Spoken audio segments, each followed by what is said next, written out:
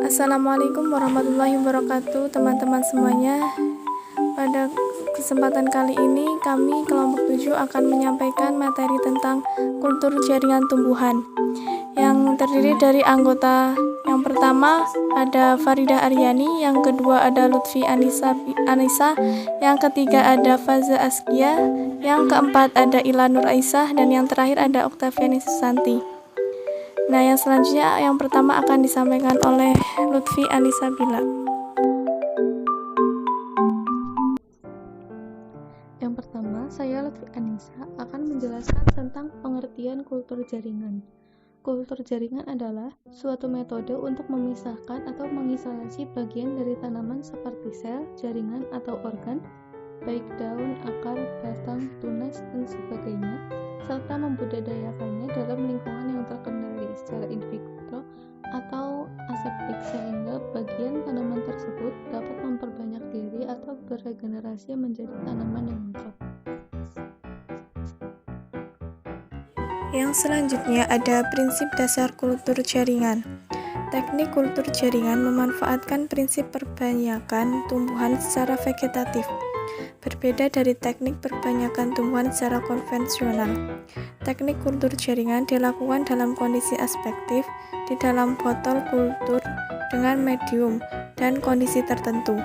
Karena itu, teknik ini sering kali disebut kultur in vitro. Selanjutnya yaitu tipe-tipe kultur jaringan.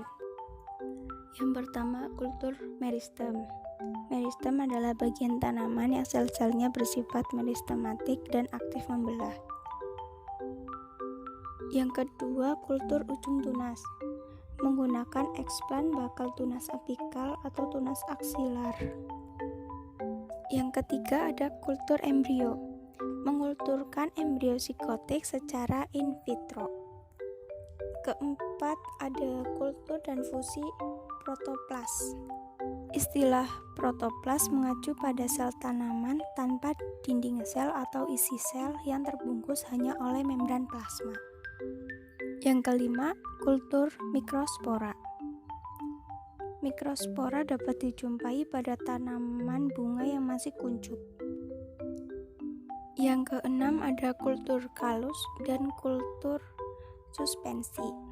Kalus terbentuk pada bekas luka atau irisan pada organ tanaman.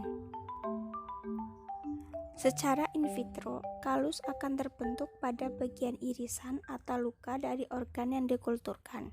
Namun pada beberapa spesies tanaman, kalus dapat terbentuk pada bagian sebelah dalam. Yang ketujuh yaitu kultur biji. Kultur biji dilakukan untuk biji tanaman yang tidak dapat dikecambahkan secara ex vitro, ataupun kalau dapat berkecambah secara ex vitro, maka persentase perkecambahannya sangat rendah. Materi selanjutnya yaitu tahapan kultur jaringan. Yang pertama, pembuatan media. Media yang biasa digunakan untuk kultur jaringan adalah garam, mineral, vitamin, dan hormon. Yang kedua, inisiasi. Inisiasi adalah pengambilan eksplan dari salah satu bagian tumbuhan yang akan dikembangbiakan. Yang ketiga, sterilisasi. Digunakan untuk membebaskan eksplan dari segala bentuk proses kehidupan. Yang keempat ada multiplikasi. Adalah kegiatan memperbanyak tanaman. Kelima ada pengakaran. Pada fase ini akan ada pertumbuhan akar yang dialami eksplan. Jika ini sudah berlangsung, tandanya proses kultur jaringan mulai berjalan dengan baik. Yang keenam ada aklimatisasi, yaitu proses penyesuaian diri planlet pada lingkungan tempat tumbuhannya.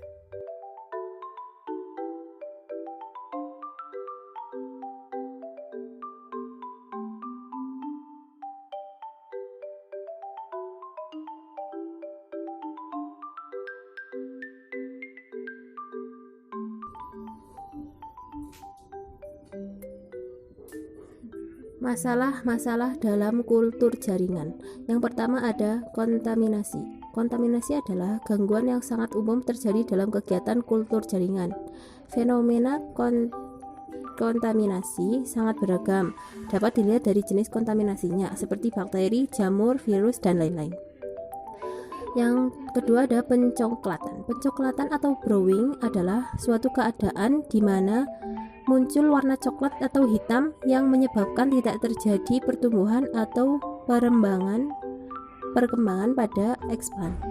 Pencoklatan umumnya merupakan tanda akan adanya kemunduran fisiologi eksplan, biasanya eksplan akan mati. Yang ketiga ada vitrifikasi. Biasanya ditandai dengan terjadinya pertumbuhan yang tidak normal, tanaman yang dihasilkan pendek atau tidak normal, pertumbuhan batang cenderung ke arah pembesaran diameter, dan lain sebagainya. Yang keempat, variabilitas genetik. Apabila terjadi banyak variasi genetik, maka hal ini akan menjadi kendala. Biasanya hal ini terjadi karena laju multiplikasi yang tinggi karena terjadi subkultur yang tidak terkontrol.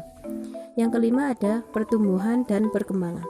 Masalah dalam pertumbuhan eksplan adalah apabila tanaman mengalami stagnan. Untuk mencegahnya, maka menggunakan bahan tumbuh yang tidak meristematik. Yang keenam ada praperlakuan. Praperlakuan dilakukan dalam rangka menghilangkan berbagai hambatan yang mungkin muncul, seperti hambatan kemikalis, fisis, dan biologi. Yang terakhir ada lingkungan mikro. Lingkungan inkubator harus diperhatikan, terutama pada suhu lingkungan inkubator. Hal ini sangat berpengaruh pada perkembangan dan pertumbuhan eksplan. Pada pertumbuhan eksplan pada botol. Keuntungan dan kerugian kultur jaringan. Keuntungan kultur jaringan yang pertama menghasilkan tanaman anakan yang serupa persis dengan tanaman induk. Yang kedua menghasilkan tanaman anakan dengan lebih cepat, dan yang terakhir tidak dipengaruhi oleh musim. Kerugian kultur jaringan diantaranya yang pertama tidak ada keragaman genetik pada tanaman anakan. Yang kedua tidak dapat menghasilkan varietas baru. Yang terakhir akar tanaman dari metode seperti pencangkokan lebih lemah. Mungkin cukup sekian pemaparan materi dari kelompok 7. Kurang lebihnya kami mohon maaf yang seikhlas-ikhlasnya. Semoga bermanfaat. Wassalamualaikum warahmatullahi wabarakatuh.